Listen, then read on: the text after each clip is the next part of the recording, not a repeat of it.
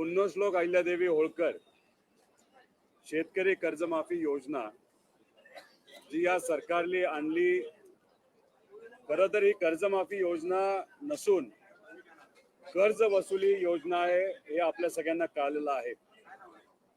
याच्यात ज्या जाचक अटी टाकण्यात आलेला आहे त्यामुळे 70% शेतकऱ्यांचं खूप मोठं नुकसान या महाराष्ट्रामध्ये होणार आहे। याच्यामध्ये पहिली अट 2019 ज्या शेतकऱ्यांनी कर्जमाफी योजनेचा लाभ घेतला त्यांना मर्यादित 50,000ची मदत सरकारकडून केली जाणार, जी आमची मागणी आहे की 2 लाखापर्यंतची मदत त्यांना दिली गेली पाहिजे। आणि रेग्युलर असणारे जे शेतकरी आहेत त्यांना सुद्धा आपण जर बघितलं तर 25, 26, 26, 27 या 2 वर्षाची जी अट टाकली आहे त्याच्यामुळे 1 वर्ष या शेतकऱ्यांना वाढ बघावी लागणार आहे त्यांना 50,000 रुपयाची मदत मिळण्यासाठी। आम्ही यासाठी 2 आंदोलनं केली। त्या दोन्ही आंदोलनामध्ये आपण बघितलं असेल तर गिरीश महाजन साहेबांनी मध्यस्थी करून सरकारबरोबर तुमची चर्चा करू असं सांगितलं। पहिलं आंदोलन झाल्यानंतर ते सुद्धा पंढरपूरच्या पवित्र भूमीमध्ये आमची थट्टा तिथं केली आणि मग दुसरं आंदोलन जे छत्रपती संभाजीनगरला केलं त्यानंतर आम्ही मुख्यमंत्री साहेबांना भेटलो। या आंदोलनामध्ये अनेक शेतकरी नेते होते, अजित नवले साहेब होते, राजू शेट्टी साहेब होते, जानकर साहेब होते, इतरही सर्व मान्यवर होते। अनेक आमदार आमच्या पदाधिकाऱ्यांनी आम्हाला सहकार्य केलं, पाठिंबा दिला, काँग्रेसने पाठिंबा तिथं दिला। सलील भाऊ देशमुख आज माझ्या बरोबर आहेत, ते सुद्धा त्या आंदोलनामध्ये होते। आणि जेव्हा आम्ही मुख्यमंत्री साहेबांना भेटलो तेव्हा त्या चर्चेमध्ये आमचे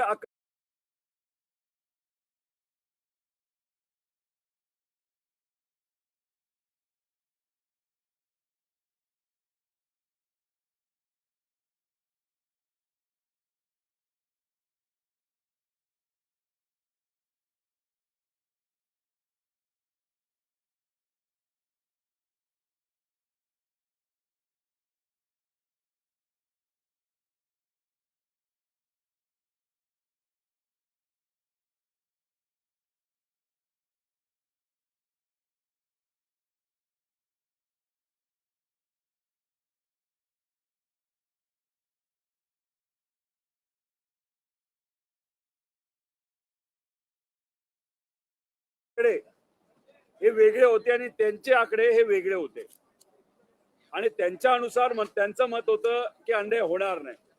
पण त्यावेळेस त्या बैठकीमध्ये आम्ही आकड्यासहित सिद्ध केलं की 70% शेतकऱ्यांना जी समिती करण्यात आली होती त्या समितीचे अध्यक्ष हे प्रवीण परदेशी आहेत। प्रवीण परदेशींना तुम्ही भेटा, चर्चा करा, त्यात मार्ग काढा। आणि मग त्यांचं म्हणणं आम्ही मान्य केलं। दुसऱ्या दिवशी प्रवीण परदेशी साहेबांना आम्ही भेटलो, मी पत्र दिलं आणि पत्र दिल्यानंतर प्रवीण परदेशी साहेबांनी एक बैठक लावली होती। ती बैठक कधी लावली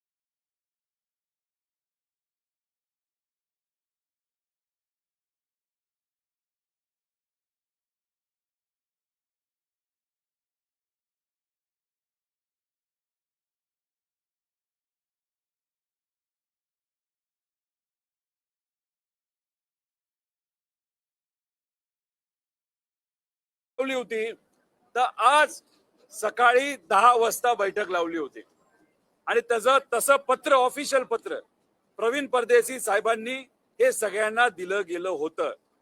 आजच्या बैठकीमध्ये आम्ही सकाळी 10 वाजता मी असेल, बंटी पाटील साहेब असतील, अजितजी नवले साहेब असतील, शेतकरी नेते, जानकर साहेब जे सुद्धा शेतकरी नेते आहेत ते तिथे आले होते, संदीप भैया क्षीरसागर असतील, उगले भाऊ असतील, त्याच्याबरोबर खैरे भाऊ असतील, असे अनेक तिथे आमदार हे आले होते, पदाधिकारी आले होते।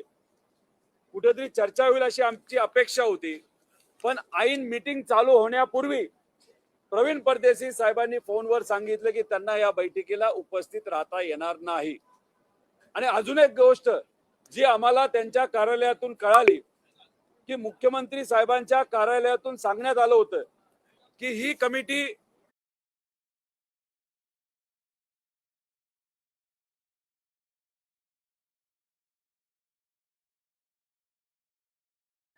आता बरखास्त झालेली आहे, त्यांचं काम झालेलं आहे. त्यामुळे अशा पद्धतीची बैठक घेऊन काही चालणार नाही.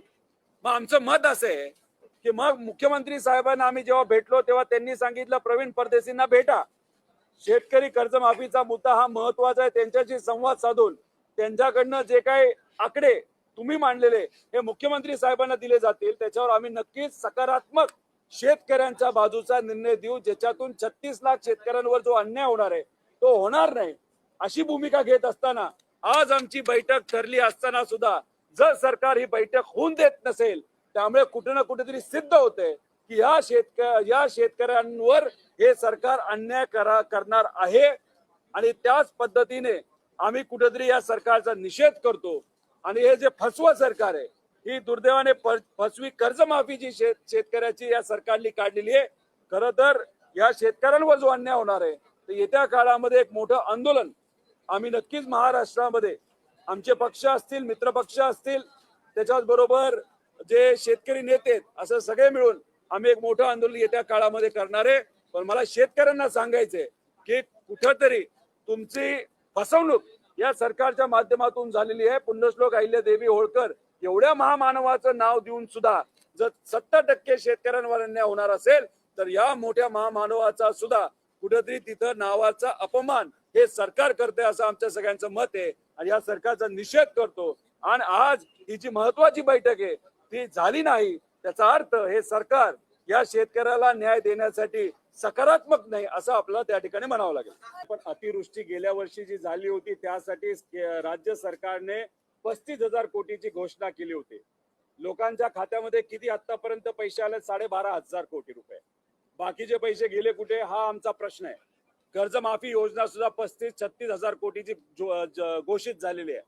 पण हे जे काय अटी बघितल्या तर 12,000 कोटी 13,000 कोटीपेक्षा हा आकडा पुढे जाणार नाही.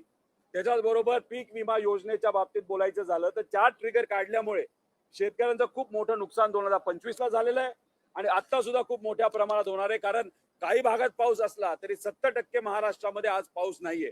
त्यामुळे हे ट्रिगर नसल्यामुळे पीक विमा कंपनीकडनं या शेतकऱ्याला मदत हे दिली जाणार नाही.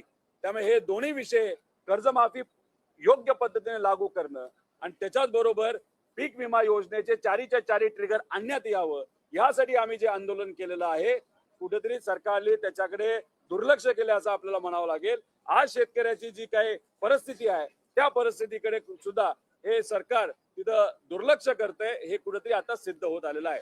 त्यामुळे हे जे काही अहवाल आहे हा जर आपण खोलात जाऊन वाचला ते एका बाजूला शेतकऱ्याची खरंच आर्थिक परिस्थिती हलाखीची झाली असं सांगण्यात येतं आणि दुसऱ्या बाजूला सरकारला रेकमेंड करत असताना बऱ्याच त्रुटी याच्यामध्ये त्या ठिकाणी आहे.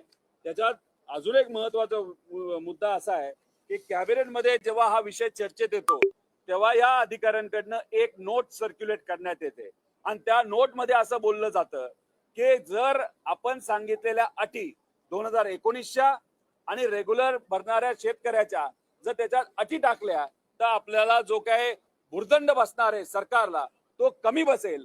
म्हणजे त्याचा अर्थ या अटी मुद्दामून टाकण्यात आले जेणेकरून या सरकारला शेतकऱ्याला कमी मदत देता यावी हे सिद्ध झालंय या कॅबिनेटच्या नोटवरनं. त्यामुळे हे सरकार मुद्दामून या शेतकऱ्याला कमी पैसे मिळावेत यासाठी सुद्धा प्रयत्न करत आहेत. त्यामुळे असे जे अधिकारी आहेत ते लोकांची बाजू न घेता जर तिथं फक्त नेत्यांची बाजू घेत असतील आणि एखादी महत्वाची बैठक जी शेतकऱ्यांच्या हितासाठी ते जर कॅन्सल करत असतील तर हे दुर्दैवी आहे आणि शेतकऱ्यांवर अन्यायकारक आहे असं आमचं मत आहे.